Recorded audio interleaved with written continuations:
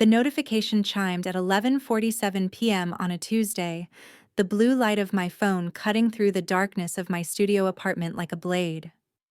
I'd been expecting a different message, maybe mom asking about Thanksgiving plans, or my sister Sarah sharing another meme about her chaotic life with twin toddlers. Instead, I found myself staring at words that would reshape everything I thought I knew about the people who were supposed to love me unconditionally. We need space from you. According to YouTube analytics, 99.3% of viewers are not subscribed. That's a huge number. By subscribing the channel that is completely free, you'll help support the channel and never miss fresh content. Please don't reach out anymore, at all. This is what's best for everyone right now. The message came from the family group chat, a digital space that had once buzzed with birthday wishes, holiday coordination, and the gentle chaos of a family trying to stay connected across 3 states. Now it felt like a courtroom where I'd been tried, convicted, and sentenced without ever knowing I was on trial. I read it 7 times before the words began to make sense, and even then, they felt like they belonged to someone else's story. My hands shook as I scrolled up, searching for context, for the conversation that must have led to this nuclear option. But there was nothing. Just last week's discussion about whether to do a gift exchange this Christmas, peppered with my usual contributions and what I'd thought were normal family interactions. The silence that followed my frantic, "What's going on? What did I do?" was deafening. For 3 days, I existed in a haze of confusion and desperate attempts to understand. I called Mom, straight to voicemail. Sarah's number went directly to an automated message saying the subscriber was not accepting calls. Even my cousin Jake, who'd been my partner in crime since childhood, had apparently blocked me on every platform we'd ever connected on. It was Uncle Richard who finally broke the silence, though not in the way I expected. He appeared at my apartment door on Friday afternoon, his usually jovial face grim and determined. Uncle Richard had always been the family mediator, the one who smoothed over holiday tensions and remembered everyone's birthdays. Seeing him standing there with a cardboard box in his arms and that expression on his face made my stomach drop. "Maya," he said, not meeting my eyes. "I'm here to collect your things." "What things?" "Everything you left at your parents' house. Your mom, she wanted me to pack it all up. Thought it would be easier this way." I stared at the box, at my childhood stuffed animal's worn ear poking out the top, at the spine of my high school yearbook, at what looked like the jewelry box my grandmother had given me before she died. My entire history with this family, reduced to items that could fit in a single cardboard container. "Richard, please. I don't understand what's happening. What did I supposedly do that was so terrible they can't even talk to me?" For a moment, his resolve wavered. I saw the uncle who'd taught me to ride a bike, who'd snuck me extra presents at Christmas, who'd called me his favorite niece, even though I was his only one. But then his jaw tightened, and he was back to being their messenger. "You know what you did, Maya. The whole family knows now." "But I don't." The words came out as a shout, echoing in the hallway. "That's what I'm trying to tell you. I have absolutely no idea what I'm being accused of." He set the box down and pulled out his phone, fingers moving with the efficiency of someone who'd prepared for this moment. When he turned the screen toward me, I felt the world tilt sideways. It was a screenshot of a text conversation, my name at the top, my profile picture smiling back at me. But the words beneath were poison, each message more cruel than the last. Vicious complaints about my family members, cruel jokes about my parents' marriage, devastating comments about Sarah's parenting. And worst of all, screenshots of what appeared to be private family photos shared in a group chat with people I'd never heard of, accompanied by mocking commentary. "I never sent these," I whispered. But even to my own ears, the protest sounded weak. "The timestamp shows they were sent from your phone number, Maya. Your actual number. And these photos? He swiped to show more screenshots. These are pictures from inside your parents' house. Pictures you took when you were there for Dad's birthday dinner last month. My legs gave out. I slumped against the doorframe, staring at evidence of betrayal that looked absolutely convincing and absolutely false at the same time. Someone had not only stolen my identity, but had used it to systematically destroy every relationship that mattered to me. Richard, I swear to you on Grandma's grave, I never sent any of these messages. Someone is impersonating me, and they're doing it to hurt our family. The pain in his eyes suggested he wanted to believe me, but the evidence was damning. Maya, I've known you since you were born. I've seen you grow up, make mistakes, learn from them. But this. He gestured at the phone. This level of cruelty, of calculated meanness. I never thought you were capable of it. None of us did. That's why it hurt so much. After he left, I sat on my floor surrounded by the scattered contents of that box, each item a memory that now felt tainted. My high school diploma, photos of family vacations, the necklace Sarah had given me for my college graduation. All of it felt like evidence from a life that no longer belonged to me. But grief, I discovered, has a way of crystallizing into something harder and more focused. After the tears came the rage, and after the rage came something even more dangerous: determination. I spent the weekend reconstructing the timeline. The messages had started appearing 3 weeks ago, during a period when I'd been dealing with a particularly stressful project at work and hadn't been as active in family communications as usual. Someone had used that window to create an alternate version of me, one that said horrific things and shared private moments for the entertainment of strangers. The technical aspects were disturbingly sophisticated. The messages hadn't come from a spoofed number. They'd somehow been sent from my actual phone number. Either someone had cloned my SIM card or they'd hacked into my carrier's system, or... The realization hit me like ice water. There was only one person who'd had access to my phone recently, who knew enough about my family dynamics to craft such specifically targeted cruelty, and who had both the technical skills and the personal motivation to orchestrate something this elaborate. David. My ex-boyfriend, the one I'd broken up with 2 months ago after discovering he'd been systematically lying to me about everything from his job to his living situation to his relationship status when we'd met. The software engineer who'd helped me set up my new phone just a week before, I'd found out about his deception. The man who'd reacted to our breakup not with sadness or anger, but with a cold, calculating rage that had made me genuinely afraid. "You'll regret this," he'd said when I'd finally confronted him with evidence of his lies. "You think you're so much better than me, with your perfect little family and your perfect little life. Let's see how perfect it all looks when people know who you really are." I'd thought he was just lashing out, making empty threats in the heat of the moment. I'd never imagined he was already planning something this systematic and devastating. Now, I had a choice to make. I could try to prove my innocence through proper channels. Contact the police, hire a lawyer, attempt to convince my family through logical arguments and technical evidence. But that could take months, and there was no guarantee they'd believe me even then. The damage to my relationships might be irreversible by the time I cleared my name. Or I could fight fire with fire. David had used his technical expertise to destroy my life through deception and manipulation.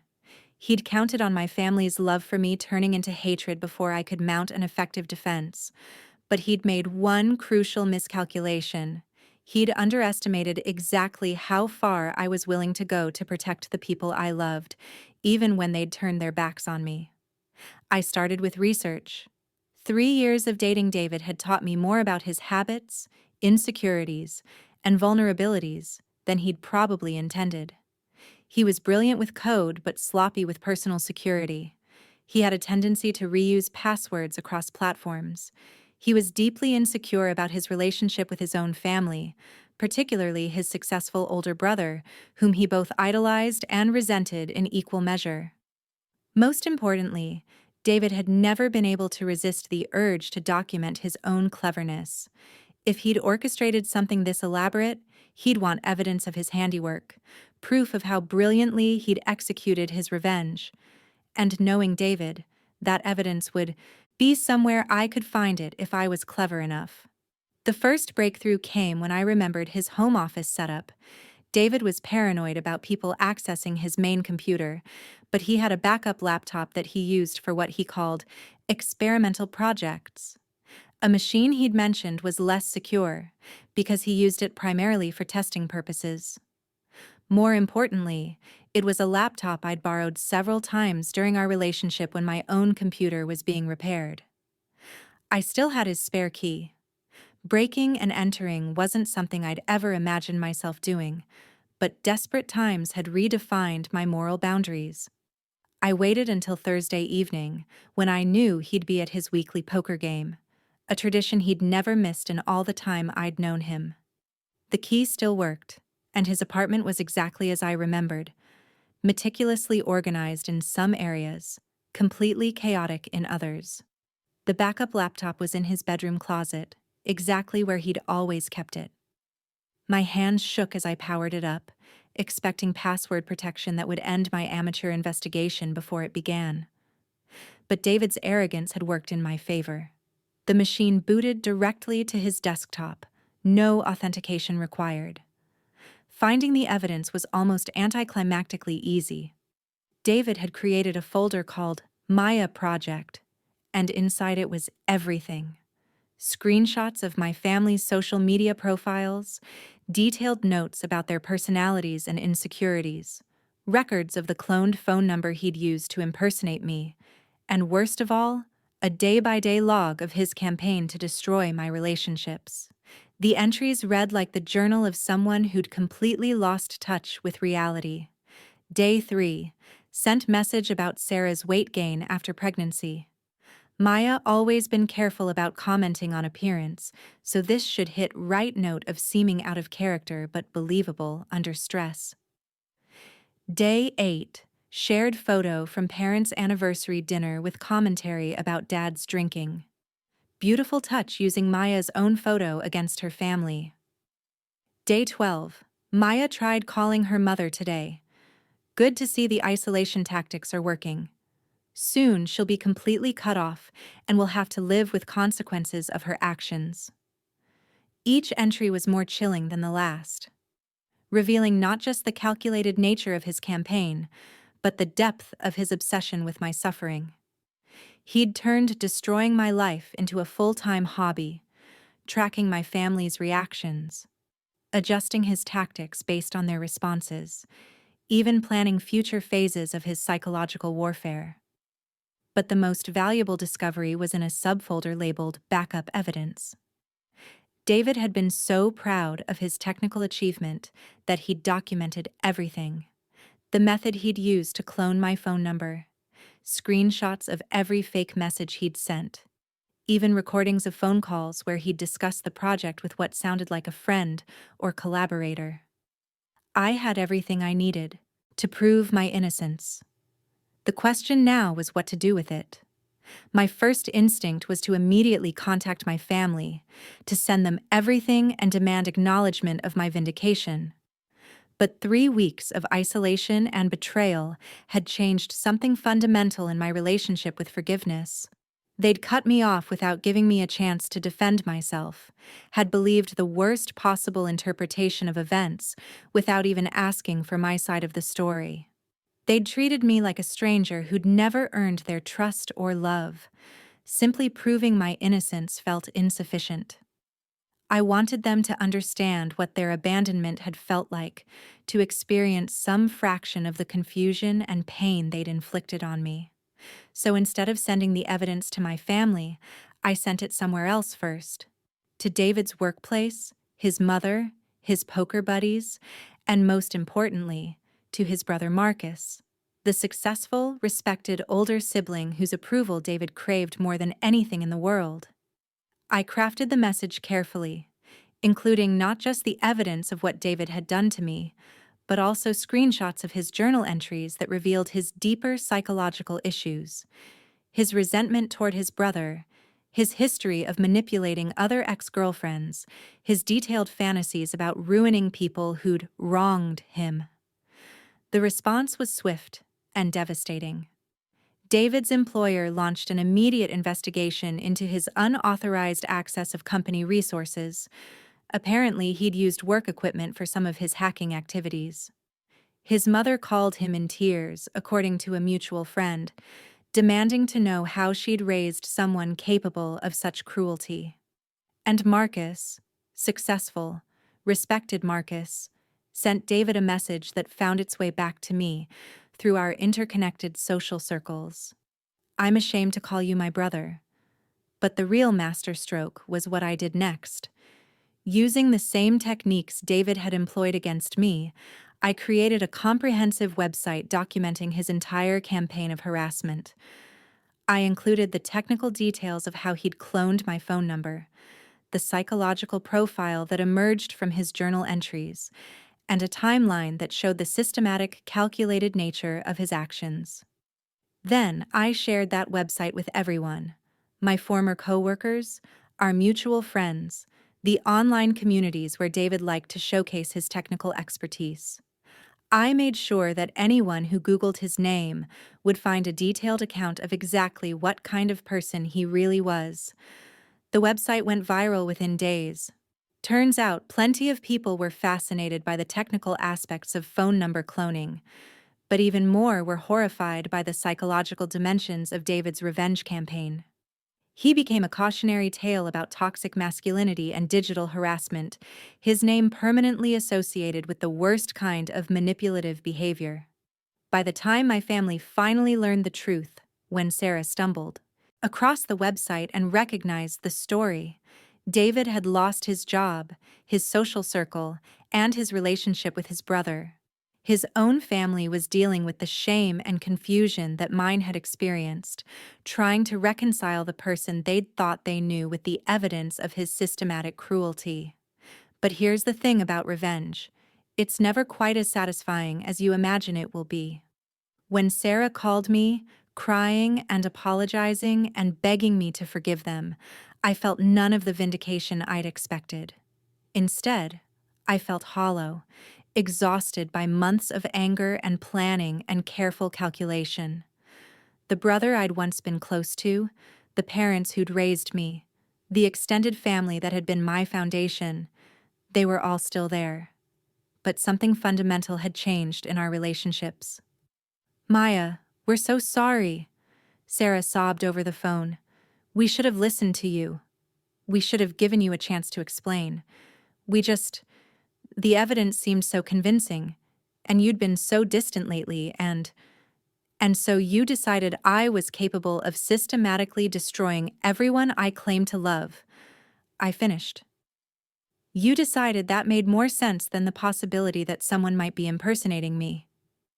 The silence stretched between us, filled with everything we couldn't take back.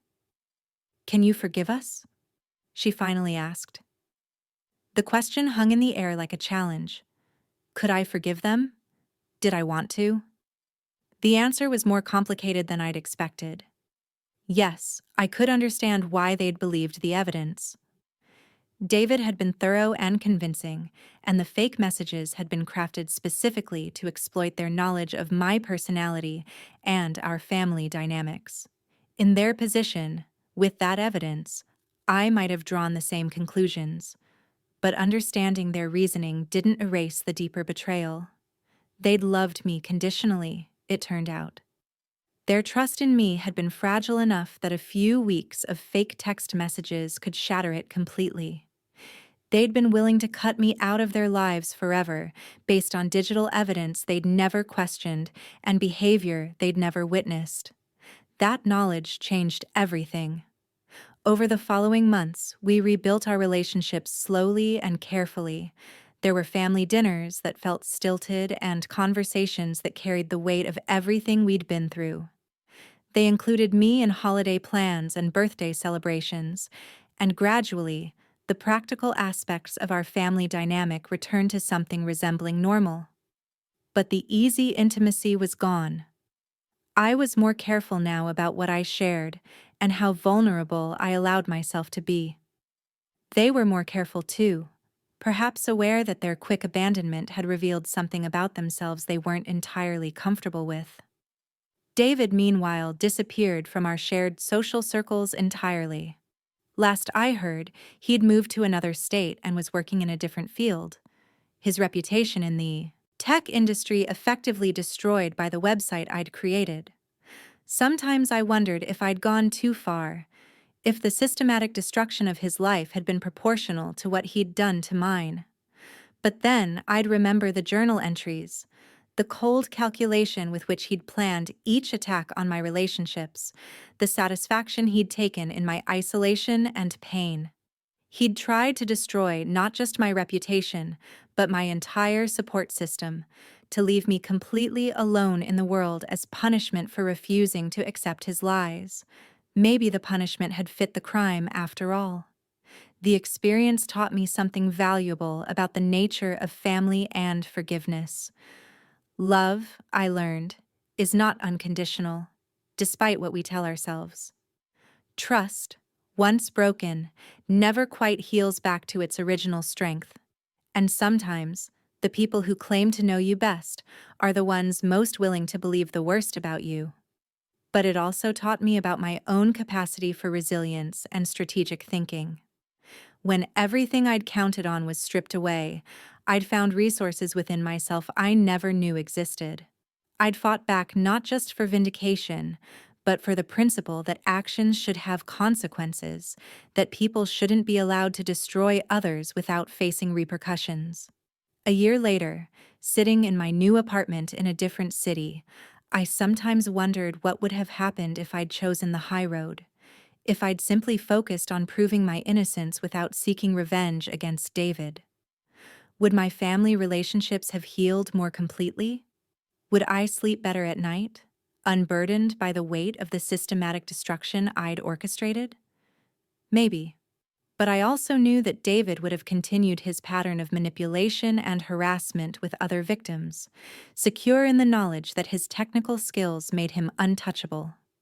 The website I'd created had become a resource for other people dealing with similar attacks, and several women had reached out to share their own stories of David's manipulation and abuse. Sometimes justice and revenge are the same thing, and sometimes the only way to protect yourself and others is to make sure that predators face real consequences for their actions. My family texted again last week, asking if I wanted to come home for Christmas.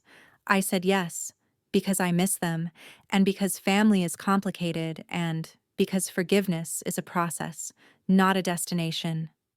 But I'm not the same person who received that devastating message 18 months ago, and we're not the same family we were before David's campaign nearly destroyed us.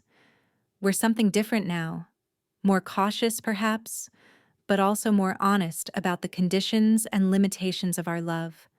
And maybe that's not such a bad thing after all. The notification chime still makes my heart race sometimes, but I've learned to live with the echo of that betrayal. It's become part of my story now, woven into the person I've become. Someone who knows. That family can abandon you, but who also knows that you can survive that abandonment and build something new from the pieces. David's box is packed too now, in a way. His life reduced to cautionary tales and whispered warnings. His name a reminder to others about the price of crossing lines that should never be crossed. Sometimes the best revenge is simply making sure that someone's true nature is finally, irrevocably, undeniably visible to the world.